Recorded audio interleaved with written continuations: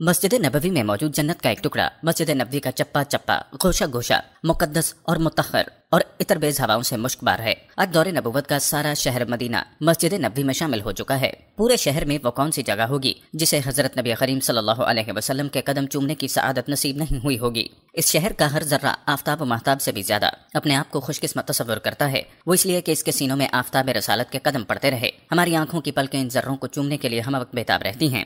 مسجد نبوی کا وہ حصہ جو روضہ رسول پاک اور منبر مصطفیٰ صلی اللہ علیہ وسلم کے درمیان واقع ہے، باقی سب حصوں سے ممتاز اور محترم ہے۔ اس حصے کو نبی آخر الزمان نے ریاض الجنہ کہا۔ اس مخصوص ٹکڑے کے متعلق حضور نبی اکرم کی حدیث مبارکہ ہے، میرے گھر اور میرے منبر کے درمیان والی جگہ جنت کے باغوں میں سے ایک باغ ہے، اس لیے ریاض الجنہ کا مقام و مرتبہ ہمارے نزدیک بہت افضل ہے۔ اس حدیث پاک کو حضرت ابو ہریرہ نے روایت کیا۔ زائرین اس حصے میں نماز ادا کرتے اور عبادت کرتے ہوئے یہ تصور کرتے ہیں کہ وہ جنت کے حصے میں بیٹھے ہوئے ہیں۔ نبی اکرم کی حدیث مبارکہ کے مطابق مسجد الحرام میں ایک نماز کا ثواب 1000 نمازوں کے برابر ہے اور مسجد نبوی میں ایک نماز کا ثواب 1000 نمازوں کے برابر ہے۔ گویا کہ مسجد نبوی کا مقام و مرتبہ مسجد حرام کے بعد ہے، لیکن مسجد نبوی میں ریاض الجنہ کا مقام و مرتبہ کتنا بلند ہے اللہ اور اس کے رسول ہی بہتر جانتے ہیں۔ ریاض الجنہ روضہ رسول سے منبر تک 22 میٹر طویل اور 15 میٹر چوڑا ہے۔ اس حصے میں 8 ستون ایسے ہیں جن کو مسجد نبوی کے باقی ستونوں سے امتیاز حاصل ہے۔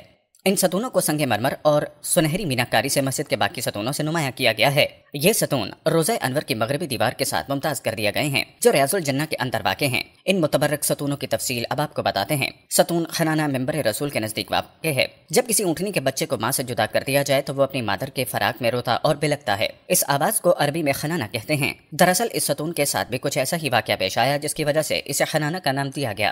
منبر رسول کے تیار ہونے سے قبل اس جگہ پر کھڑے ہو کر آپ صلی اللہ علیہ وسلم اس کے تنے کے ساتھ ٹیک لگا کر خطبہ دیا کرتے، لیکن جب منبر تیار ہو گیا تو آپ صلی اللہ علیہ وسلم منبر پر کھڑے ہو کر خطبہ دینے لگے۔ تب کھجور کے درخت نے آپ کے فراق میں اس طرح رونا چلانا شروع کر دیا جس طرح اونٹنی کا بچہ روتا اور چلاتا ہے۔ اس درخت نے آہوزاری کے شور سے ساری مسجد کو گویا سر پر اٹھا لیا۔ یہ منظر دیکھ کر آپ صلی اللہ علیہ وسلم منبر سے نیچے تشریف لائے اور اس درخت پر شفقت سے اپنا دست مبارک رکھا۔ درخت نے رونا چلانا بند کر دیا۔ آپ نے اس کو مخاطب ہو کر فرمایا، قیامت میں تو میرے ساتھ جنت میں داخل ہوگا۔ اس دلاسے کے بعد اس درخت نے رونا چلانا بند کر دیا۔ جب کھجور کا تنا خشک ہو گیا تو اسے اسی جگہ دفن کر کے ایک ستون کھڑا کر دیا گیا، اسی کو خنانہ کہتے ہیں۔ آپ صلی اللہ علیہ وسلم کا فرمان ہے، اگر میں اس درخت کو دلاسا نہ دیتا تو یہ قیامت تک کسی طرح روتا رہتا اور آہوزاری کرتا رہتا۔ حجاج کرام اور زائرین اس ستون سے خاص عقیدت رکھتے ہیں۔ ستون عائشہ روضہ رسول کی جانب سے چلیں تو راستے میں آنے والا تیسرا ستون ستون عائشہ کہلاتا ہے۔ رسول کریم نے اپنے حیات مبارکہ میں فرمایا تھا، اس مسجد میں ایک ایسی متبرک جگہ موجود ہے کہ اگر کے ثواب کا اندازہ ہو جائے تو وہاں نماز پڑھنے کے لیے لوگ قرآن دازی اور لمبی لمبی قطاریں لگا کر اپنی باری کا انتظار کریں، مگر آپ نے اس جگہ کی نشاندہی نہیں فرمائی۔ آپ کے وصال کے بعد اصحاب نے حضرت عائشہ سے درخواست کی کہ اس جگہ کی نشاندہی فرمائے، لیکن آپ نے انکار کر دیا۔ لیکن کچھ عرصہ گزرنے کے بعد حضرت عبداللہ ابن زبیر کے اصرار پر حضرت عائشہ نے اس جگہ کی نشاندہی فرما دی۔ اس حدیث کے راوی خود حضرت عائشہ ہی ہیں۔ حضرت ابوبکر اور حضرت عمر اس جگہ اکثر نمازیں ادا فرماتے۔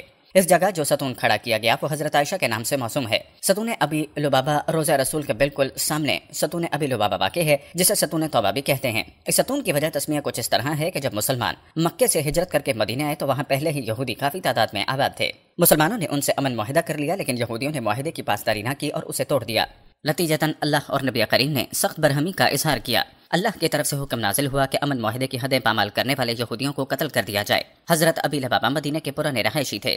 ان کے یہودی قبیلہ بنو قریظہ سے دوستانہ مراسم تھے۔ ابی لبابہ نے یہ خبر جلد ہی یہودیوں کو بتائی اور ساتھ ہی گردن کی طرف اشارہ کیا کہ اب آپ کے گلے کاٹے جائیں گے۔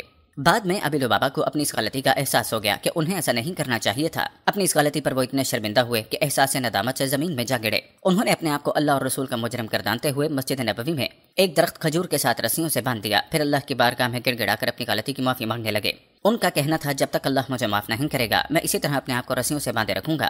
صحابہ کرام نے آپ صلی اللہ علیہ وسلم سے درخواست کی کہ آپ ابی لبابہ کی معافی کے لیے بارگاہ الہی میں دعا فرمائیے۔ آپ نے فرمایا، اگر ابی لبابہ خود کو باندھنے سے قبل میرے پاس آتے اور اللہ سے معافی کی درخواست کرتے تو میں ان کے لیے معافی اور استغفار کی دعا کرتا۔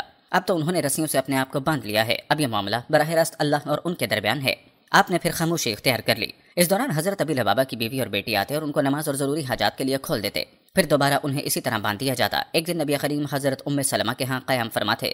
تہجد کا وقت تھا کہ حضرت جبرائیل علیہ السلام تشریف لائے۔ انہوں نے آپ کو حضرت ابی لبابہ اور چند دوسرے صحابہ کے متعلق آگاہ فرمایا کہ اللہ تعالیٰ نے ان کی توبہ اور استغفار قبول کر لی ہے۔ ان کی توبہ قبول ہونے کے متعلق سورہ توبہ کی آیت 102 میں واضح احکامات موجود ہیں۔ آپ صلی اللہ علیہ وسلم نے یہ خوشخبری صحابہ کو سنائی کہ اللہ نے ابی لبابہ کی غلطی معاف فرما دی۔ صحابہ نے یہ بشارت حضرت ابی لبابہ کو سنائی اور ان کی رسیوں کو کھولنا چاہا، لیکن انہوں نے یہ کہہ کر منع کر دیا کہ آپ صلی اللہ علیہ وسلم اپنے دست مبارک سے مجھے آزاد فرمائیں گے، میں کسی اور کو اجازت نہیں دوں گا۔ آپ نماز فجر کے وقت مسجد میں تشریف لائے، خود اپنے دست مبارک سے ابو لبابہ کی رسیاں کھولیں اور ان کو آزاد فرما دیا۔ بعد ازاں اسی جگہ ایک ستون بنایا گیا جسے ستون ابی لبابہ کہتے ہیں۔ زائرین اس ستون کے پاس 2 رکعت نماز اور توبہ و استغفار کرنے کو باعث فضیلت سمجھتے ہیں۔ ستون سریر کا مطلب ہے سونے کی جگہ۔ یہ وہ جگہ ہے جہاں آپ صلی اللہ علیہ وسلم نے اعتکاف فرمایا۔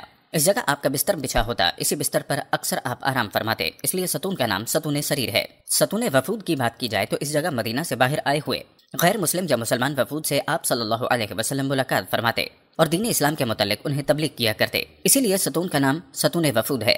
ستون حضرت علی، اس جگہ حضرت علی اکثر نماز ادا کیا کرتے۔ آپ صلی اللہ علیہ وسلم جب حضرت عائشہ کے حجرے سے نکل کر مسجد میں داخل ہوتے تو اسی جگہ سے ہو کر گزرتے۔ اکثر اوقات دیگر اصحابہ کرام بھی حضرت علی کے ساتھ آ کر بیٹھ جایا کرتے۔ اس مناسبت سے اس ستون کو ستون علی کہتے ہیں۔ ستون تہجدیہ ستون اصحاب صفہ کے چبوترے کے سامنے اور حضرت فاطمہ کے حجرے کے کونے پر واقع ہے۔ اس جگہ رسول اکرم صلی اللہ علیہ وسلم نماز تہجد ادا فرماتے۔